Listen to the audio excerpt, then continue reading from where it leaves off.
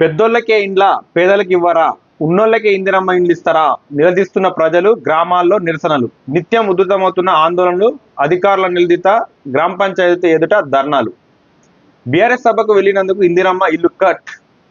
ఈ మళ్ళా ఇది దీన్ని స్కిట్టా లేకపోతే ప్రమోషన్ అనుకోవాలన్నా? ఈ వికలాంగులట, ఈ వికలాంగుడు ఈయనట బీఆర్ఎస్ సభకు పోయిండట. ఏమన్నా వికలాంగుల పట్ల కాస్తో కూస్తో దయా హృదయం ఉంటుంది. పార్టీ లేదు, వాళ్ళకి ఏదైనా మెయిల్ చేస్తే పార్టీ రేపు చెప్పుకుంటుంది, చెప్పుకుంటే వాళ్ళ పార్టీకే ప్రయోజనం. ఆ వికలాంగునికి ఇల్లు ఇవ్వకుండా వాళ్ళకి అన్యాయం చేస్తారా?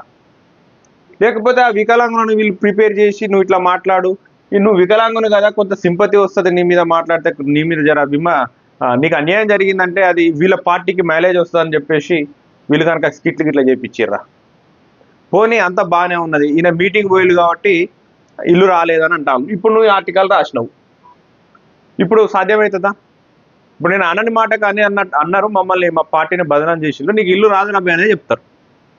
నీకు అంత సమయం లేదా, సమయస్ఫూర్తి లేదా? వానికి మేలు చేయాలనుకున్నప్పుడు నువ్వు ఇట్లా రాసి ఏదో నీ పత్రిక అమ్ముకోవడం కోసమో లేకపోతే నీ పార్టీ ప్రచారం కోసమో పాపం అమాయకుని బలి చేస్తారు.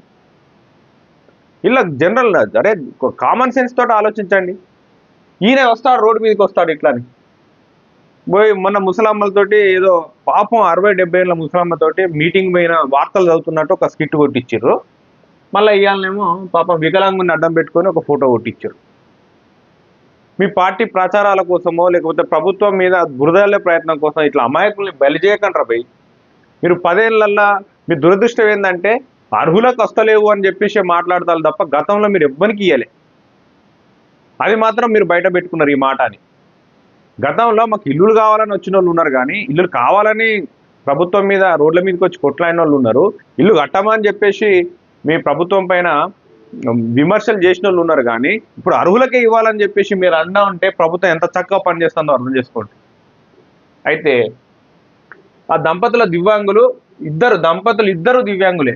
ఊరు సిద్దిపేట జిల్లా మద్దూరు మండలం వంగపల్లి. ఆసరా పింఛన్ అనే వారికి దిక్కు 2 పిల్లలతో కిరాయి ఇంట్లో తలదాచుకుంటున్నారు. ఇందిరమ్మ ఇంటి కోసం ప్రజాపాలనలో దరఖాస్తు చేసుకున్న జాబితాల పేరు రాకపోవడంతో కిన్నుమయ్యారట. తమకు ఇల్లు ఎందుకు రాలేదని స్థానిక కాంగ్రెస్ నేతను అడిగితే, నువ్వు బీఆర్ఎస్ మీటింగ్కి ఎందుకు వెళ్ళినావు, బీఆర్ఎస్ వాళ్లకు మేము ఇండ్లు ఇవ్వము అని కరాఖండిగా చెప్పినట్లు దివ్యాంగ దంపతులు బొడికే రేణుక మల్లేశం అనే వ్యక్తులు ఆవేదన వ్యక్తం చేశారని చెప్పింది. మరి వీళ్ళకి ఎట్లా తెలిసింది?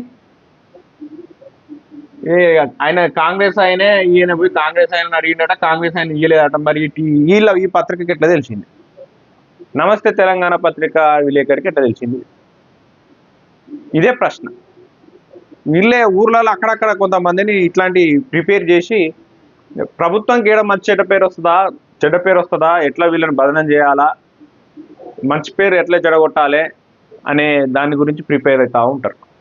అరే లిస్ట్ 1, లిస్ట్ 2, లిస్ట్ 3 అని చెప్పేసి ప్రభుత్వం ఇందిరమ్మ ఇళ్ల కోసం ఒక ప్రతిపాదన చేసింది. దానికి టర్మ్స్ అండ్ కండిషన్స్ ఉన్నాయి. అయినను మంత్రి గారు ఏం చెప్తా ఉన్నారంటే, నిరుపేదలకు ఇట్లాంటి లిస్ట్ అప్లికేషన్ కూడా అవసరం లేదు, వాళ్ళకి వెంటనే ఇచ్చేయండి అని చెప్తా ఉన్నాడు. కలెక్టర్లకు కూడా చాలా స్పష్టంగా ఆదేశాలు పోయినాయి, ఎక్కడ తప్పులు జరగొద్దు అని. కింద నుంచి పై స్థాయి దాకా పకడ్బందీగా ఇల్లు ఇచ్చే విషయంలో చాలా అర్హులకే అందాలన్నట్టుగా వాళ్ళు చెప్పుకుంటా వస్తూ ఉన్నారు. అయితే వీళ్ళు కోడిగుడ్డు మీద ఈకలు బీకే ప్రయత్నం చేస్తూ ఉన్నారు.